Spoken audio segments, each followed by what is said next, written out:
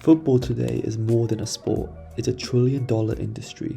Every touch of the ball, every headline making transfer, every Instagram post of a footballer with a watch cologne, it's all part of a global economic machine. But behind every superstar performance is a dense legal document, the player contract. It's where sports, businesses, and law collide. So, what's actually inside a footballer's contract? How much do they really earn? What taxes do they face? What's the story with image rights, and what's the logic behind bizarre clauses like a €1 billion release fee? Let's go beyond the goals and into the world where football is engineered, the world of contracts. When newspapers report that a player earns £350 a week, they usually leave out the layers of complexity behind that number. For starters, that figure is often the gross wage, before taxes, agent commissions, union fees, and pension contributions. In reality, the net salary might be closer to $180,000 after everything's deducted. And even that isn't just a flat weekly payment. Contracts are often divided into multiple payment streams. There's the basic wage, which is guaranteed as long as a player shows up and is fit to play. Then there are performance bonuses, incentives based on goals, assists, clean sheets, minutes played, or matches won. Take Kevin De Bruyne, one of the world's top midfielders. His contract reportedly includes bonus structures for Champions League progress, Player of the Month awards, and even assists. These bonuses can easily add up to a few £1,000,000 a year. There are also loyalty bonuses, often paid annually if a player doesn't request a transfer. In some cases, like with PSG's Marco Verratti, staying at a club past a certain date triggered a lump sum payment worth millions, a kind of stay bonus. Add to the signing bonuses, sometimes worth tens of millions, especially in free transfers like David Alaba's move to Real Madrid, and you begin to see how a footballer's earnings can balloon far beyond a weekly paycheck. It's no exaggeration to say that tax regimes can shape careers. In football, geography isn't just about culture and competition, it's about taxation. Consider a player choosing between Napoli and Manchester United. Italy's growth decree allows foreign players to pay tax on only 50% of their income for a few years, an incentive designed to bring talent into Serie A. Meanwhile, the UK has no such exemption, and players pay up to 45% in income tax, plus national insurance contributions. That's why tax advisors play a huge role in transfer negotiations. A gross salary of €10 million in one country might mean €6 million net in Italy, but only $5.3 million net in Spain. For high-profile players, these margins matter. But taxation isn't just about salaries, it's also about image rights, often structured as separate payments to a company the player owns, located in a lower tax jurisdiction like Ireland, the Netherlands, or the British Virgin Islands. This led to scandals. Lionel Messi, Neymar, and even Jose Mourinho were at the center of tax evasion cases related to image rights. In Messi's case, Spanish prosecutors argued that over €4 million in image rights has been funneled through offshore entities to avoid taxes. Footballers must now navigate these rules with caution, especially in post-Brexit Europe, where cross-border financial arrangements face extra scrutiny. In the 21st century, the footballer is more than a player, they are a brand. And image rights are the legal key to unlocking that brand's value. In short, image rights give players control over how their face, name, signature, or even celebration is used for commercial gain. This is particularly important for high-profile players who generate revenues off the pitch. Take Kylian Mbappe. When he renegotiated his contract with PSG in 2022, one reported sticking point was control over his own image.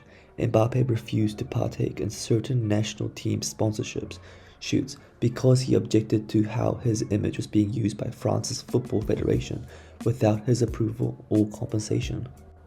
Some players negotiate to retain full image rights, allowing them to sign independent sponsorships with brands like Nike, EA Sports, or Hugo Boss. Others agree to split image rights revenue with their club, especially when the club uses their likeliness for team-wide sponsorship campaigns like Real Madrid's deal with Emirates or Adidas. Image rights aren't just for the elite. Even a mid-tier Premier League player might earn six figures a year from local campaigns or boot deals, all managed separately from their core wages. These deals are often facilitated through specialized image rights company and taxed at different rates depending on location. Now comes the fun part, the clauses. These are where contracts become strategy games. Some are straightforward, like release clauses, a buyout figure that, if paid, forces the club to let the player talk to another team. La Liga mandates that all contracts have release clauses, which is why you sometimes see absurd numbers, like Karim Benzema's 1 billion clause in his contract. Others are strategic. While Jude Bellingham joined Borussia Dortmund, his contract included a development clause, increasing his wages year by year to match his growth and ensure he wasn't underpaid as he became a star. This also made him more valuable when he was later sold to Real Madrid. There are anti-rival clauses too.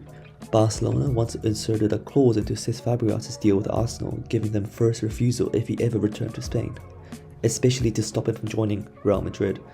Some clubs also insert no skiing or no motorcycle clauses, banning risky activities to protect their investments.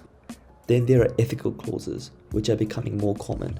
A player might be required to avoid politically sensitive public statements or maintain a clean social media presence. These clauses reflect the growing expectation for players to represent their clubs beyond the pitch as ambassadors, role models, and influencers.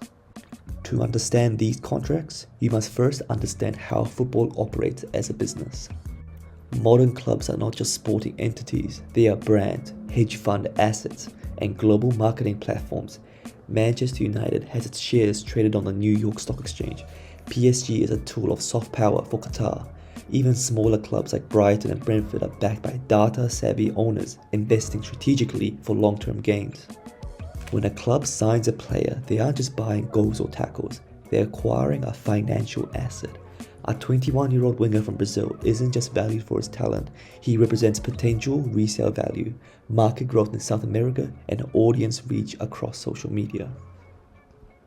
The financial logic is brutal but precise. A £40 million player may cost £120,000 per week over 5 years. That's £31 million in wages. Add agent fees, image right payments, and loyalty bonuses, and you might be looking at a total cost of £80 million. That player needs to contribute sporting success and economic returns, be it in shirt sales, social engagement, or commercial appeal. Clubs also increasingly rely on data analytics to structure performance-related contracts. If GPS trackers show a player covering less ground over time, bonuses might be restructured to incentivize effort. Even injury history can be factored into conditional payments or clauses. At first glance, football is about passion, chants in the touchdowns, rivalries, and moments of magic. But behind the scenes, it's about contracts, detailed, customized, lawyer-approved contracts that govern everything from how a player is played to how they can celebrate a goal. In an era where footballers are content creators, diplomats, and CEOs of their own brand, these contracts are more important than ever. They're not just paperwork, they're the DNA of modern football. So next time your club signs a new striker, remember, the real game begins not on the pitch but at the negotiation table. Thank you for watching, and I hope you enjoyed the video. Here are some other videos which you may also like. Until next time, thank you for watching. Bye bye.